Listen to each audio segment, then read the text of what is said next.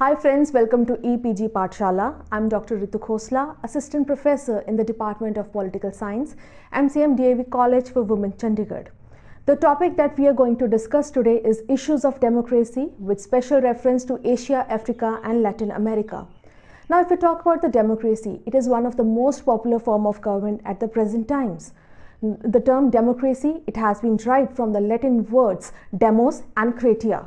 Demos means people and kratia means power. Thus, democracy implies power of the people or sovereignty of the people. Now, talking about the democracy, it can be classified in two types. We have the direct democracy and the indirect democracy. The direct democracy is the one in which people directly participate in the decision-making process. Whereas over the period of time, with the increase in the population of the states, this is not possible. So at present times, the indirect form of democracy is in practice. Indirect form of democracy is one in which the people, they choose their representatives who makes the laws for them. And these representatives, they are responsible before the people. In addition, democracy, it is based upon the twin principles, or we can say the two pillars of the democracy. They are liberty and equality.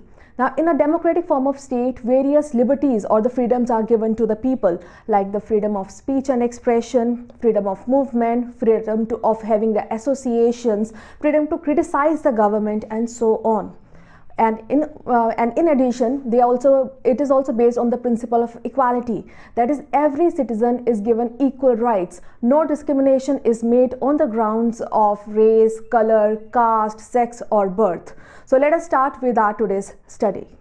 Objectives of the study: to know the meaning of democracy, to understand the importance of democracy, to discuss the problems faced by democracy in Asian countries, to identify the issues of democracy in African countries, to know the challenges of democracy in Latin American countries, to offer suggestions for democracy to succeed in these countries. Now, talking about democracy in Asia. Democracy entered the Asian and African countries only after the Second World War.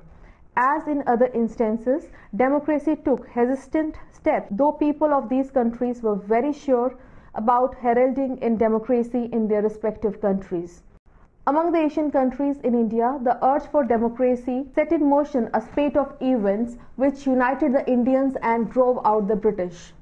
In Thailand, the military regime denied their citizens rights for many decades. Amidst political conflict, the country is trying to meet its deadline of holding elections in 2016 and in the process of drafting a new constitution. But the critics point out that the dominance of the military officers and the conservative elite in the bodies that are deliberating the new constitution, little scope for reforms under the new constitution. Restrictions on freedom of speech under the martial law are not a healthy sign. Indonesia faced chaotic years in the 1960s under President Sukarno, the country's first president. President Suharto rose during this turmoil and became the second president of Indonesia for 30 years. After plunging into an authoritarian rule after Suharto, the reformation in Indonesia is helping the country limp back to democracy.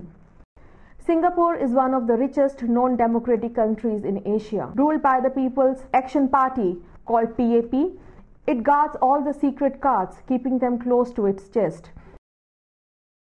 The party has full control and the opposition parties are subdued by hook or crook.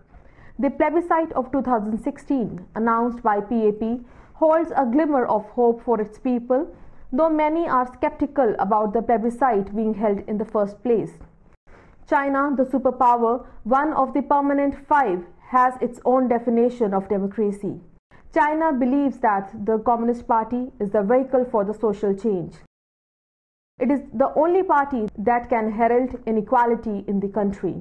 The Communist Party gives more importance to economic rights than to social and political rights.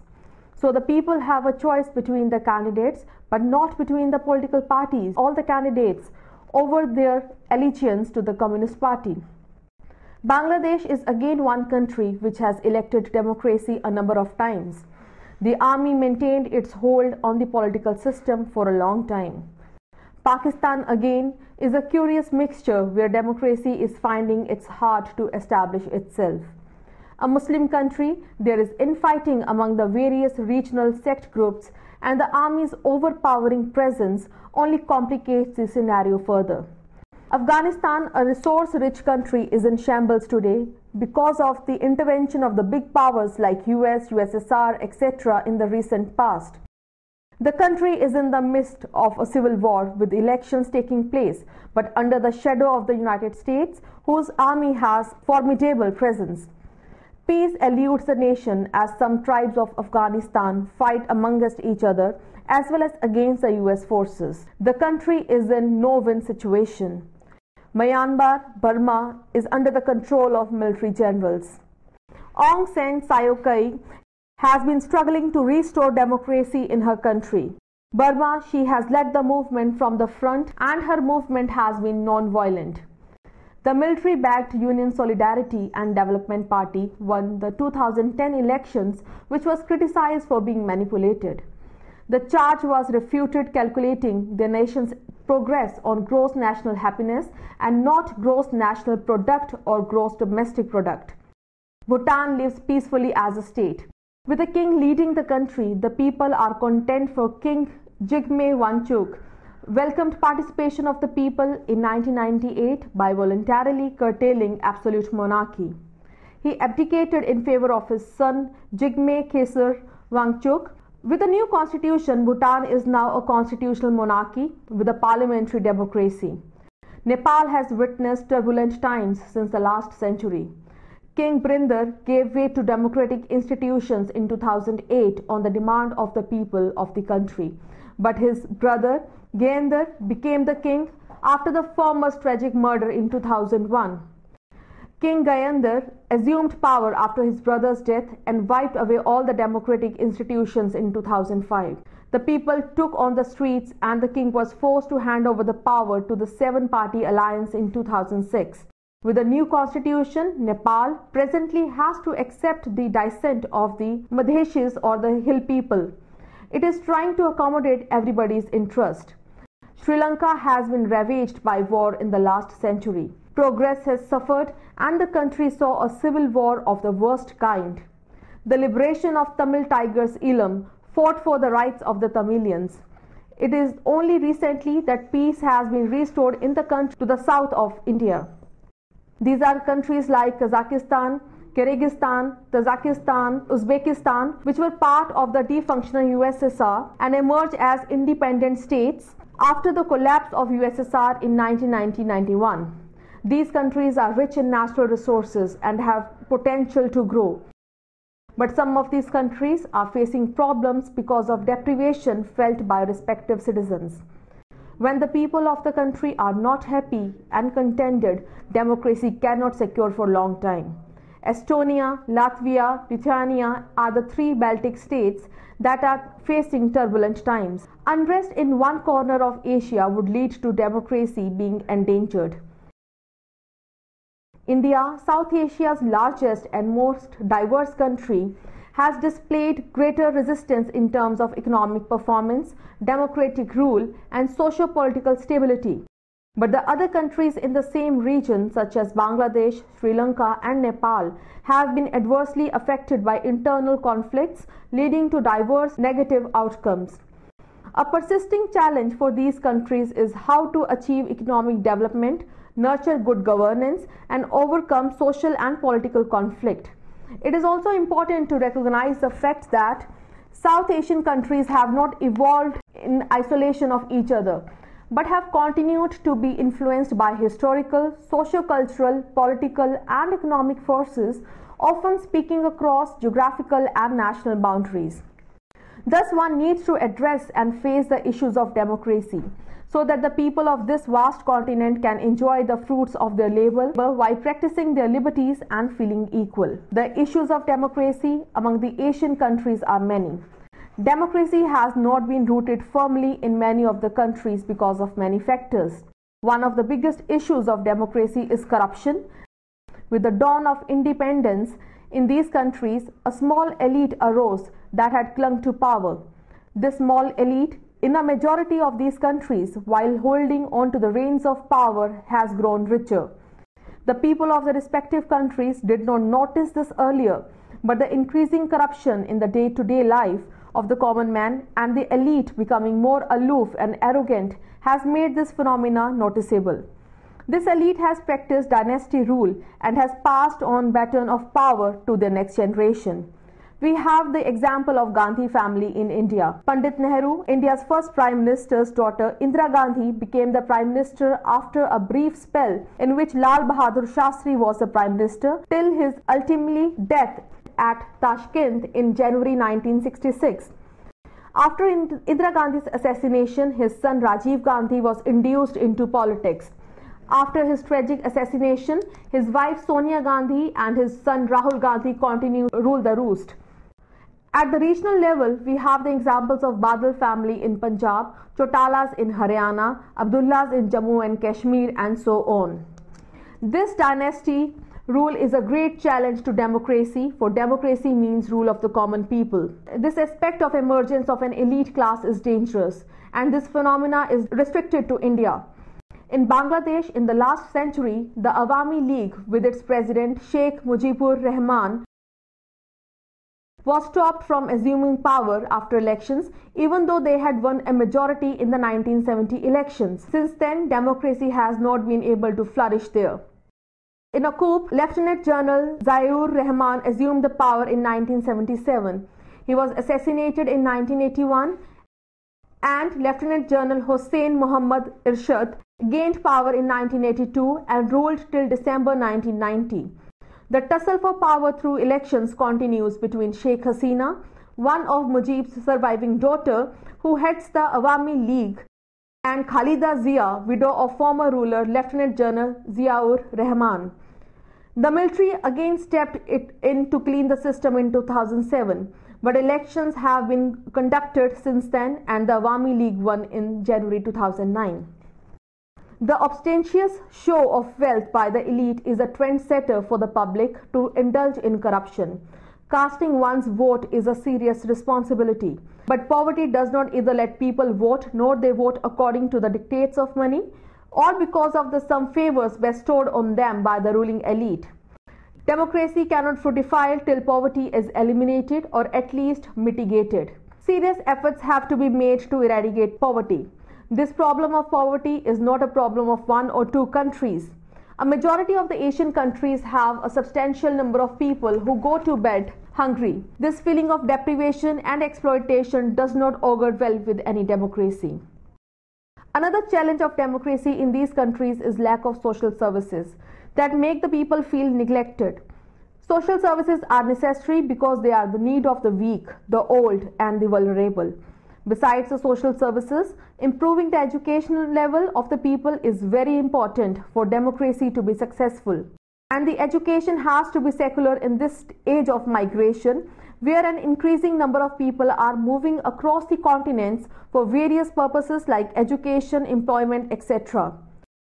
In the Central Asian republics, which were once the part of the functional USSR, primitive Islamic education is spreading. In the erstwhile USSR, education was of high standard because of the state's control over education. Paucity of funds has led to educational neglect. Secular education in these countries is available only with the availability of hard cash. For democracy to succeed, there is a need to stop abuse of any kinds of human rights. There is a rampant violation of human rights in many countries. This is denying justice to those whose human rights are violated. These people would lose faith in democracy as well as its institutions. This is a serious issue for the democracy. Besides this, the rights of the migration population has to be kept in mind. Democracy believes in freedom of movement, freedom of speech, occupation, and freedom that helps in the development of individuals' personality. Terrorism is another big challenge to democracy. Terrorism takes lives, it shatters dreams and breaks families. The making of one terrorist destroys a family.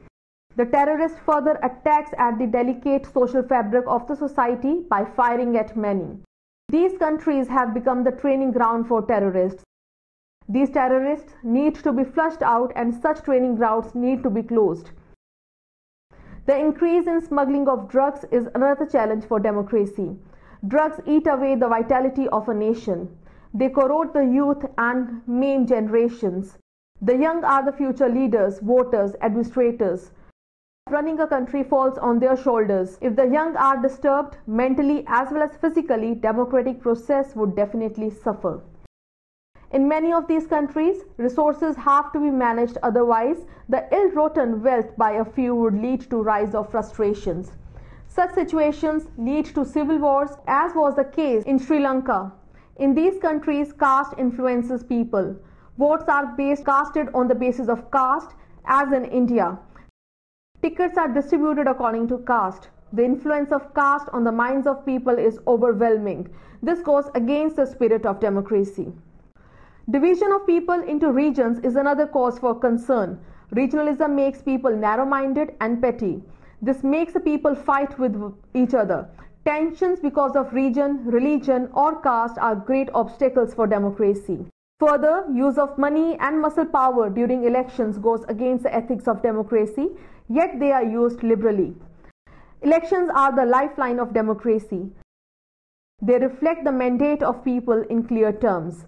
Yet the process is fiddled with. The interference of armed forces in this pious process is worth criticizing. Any ruling party that involves the military in the political process is not to be pardoned. Authoritarian rule by leaders in these Asian countries is one of the issues for democracy. In the past, we had examples of President Zia-ul-Haq in Pakistan, President Irshad in Bangladesh, emergency in 1975 by Mrs. Indira Gandhi. In the recent times, we have the examples of President Karimov in Uzbekistan and President Niyazov in Turkmenistan, who are running their states as police states. They are encouraging the cult of personality. Such leaders are an insult to the democratic institutions. To curb these leaders, one has no option but to encourage the participation of people in the democratic processes. The voice from the margins needs to be heard. Otherwise, separatist struggles would increase. The tribals and those in minority need to be included in the democratic process. We have to move towards establishing substantive democracy in all these countries.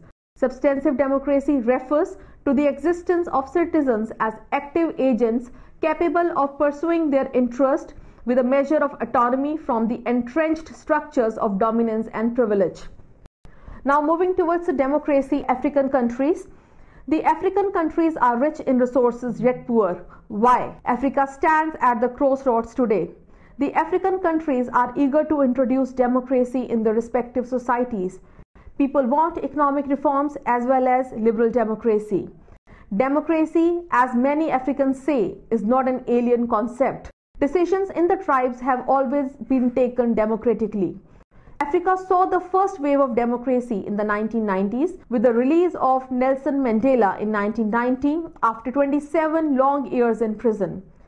South Africa led the movement towards a democracy, yet it had faltered on the way. It is bogged down by corruption and nepotism. The infighting among the elite, especially Mandela's family for power and control, was a great discouragement for the people of South Africa. The African National Congress, that is ANC, continues to remain in power because it does not have a strong rival to pit it down. The Democratic Alliance does not appeal to the black voters, so it cannot win as it terms itself as a conservative party, and the people take it as defender of the privileges of the whites. Mali, one of the largest countries in Africa, is also one of the poorest countries. President Amadou Toumani, also known as the Soldier of Democracy, saved the country from military dictatorship for many years but was overthrown by a coup led by Captain Sanogo in 2012. The US trained many Malian soldiers so that the Islamic fundamentalists could not gain ground. In Kenya, democracy was there for many years, yet poll violence and rigging of votes during elections took place. This led to a lot of protests which were put down by the new constitution when it was introduced in 2010, which ensured a free and fair domestic process. Repressive laws, media censorship, ban on protest, violation of human rights have been the hallmark of Zimbabwe. Elections are full stories of intimidation by the ruling party. Congo is ravaged by the civil wars. The issues of democracy in Africa are how to manage the ethnic conflict and ethnic fragmentation. The people are divided into various ethnic groups and the fight is for hierarchy. The people don't understand the concept of equality, which is vital to democracy. The electorate is poor and illiterate and always ready for handouts. The voters are then easy to be manipulated. This is a dangerous sign of democracy. Poverty makes the people cast their vote for personal interest that is harmful for democracy. The tribal chiefs and the elites of Africa in the past ran the democracy on the patronage system. There was a close relationship between the patron and the client. The former maintained his hold over his people through the client, who received favors. In a democracy, this system broke down.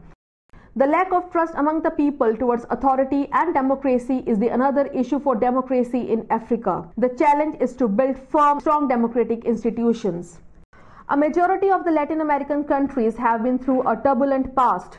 The civil wars, the authoritarian regimes have ended, but left the weapons, guns in the hands of the ex-soldiers or with those who could afford to buy them. The people of these countries do not feel safe on the streets because these weapons can be used anywhere. Street fights are common and dangerous. People fear for their own personal safety. The military in a majority of these countries is not ready to be subservient to the civilian authorities. This is a big issue for democracy. The people want an elected government and they want the government to bring about greater social and economic equality. The basic needs of the people have to be fulfilled in order for the democracy to succeed. The governments across the countries have to see that health and educational facilities have to realize that power comes with a lot of responsibility. They have to be accountable to the people. Political parties have to play a more positive role. They have to participate, keeping aside their vested interests. The aim should be development of the country and not for a particular group or a fraction. Media has to be freed from the clutches of business houses or regimes. The journalists have to report impartially without thinking about increasing the readership or ratings of the newspapers or channel. Okay friends, let us conclude now what we have studied till now. Now if we talk about the problems that the countries of Asia, Africa and Latin America has been facing, they are quite similar in nature, like the issues of poverty, unemployment, inflation, the authoritarian rule of the leaders, or we talk about the curtailing of the rights and the liberty of the people. So all these issues, they have become a threat to the democratic institutions in these countries and these needs to be addressed. For this, people need to be more vigilant, media needs to be more mature, the socio-economic rights of the people needs to be preserved, and more important, it should be based on the principle of decentralization of powers. That is, the powers, they should not be concentrated in one hand. So if we have the three organs of the government, legislature, executive and judiciary, all the three organs, they should be performing their respective functions, because if the powers, they are vested in one hand, it will lead to more despotic or authoritarian form of government. In addition, there should be the principle of free and fair elections. There should be the freedom of speech and expression, the right to criticize the government and so on. So if all these things are kept in mind and all the issues are addressed, only then the democracy can be strengthened in these countries. Thank you.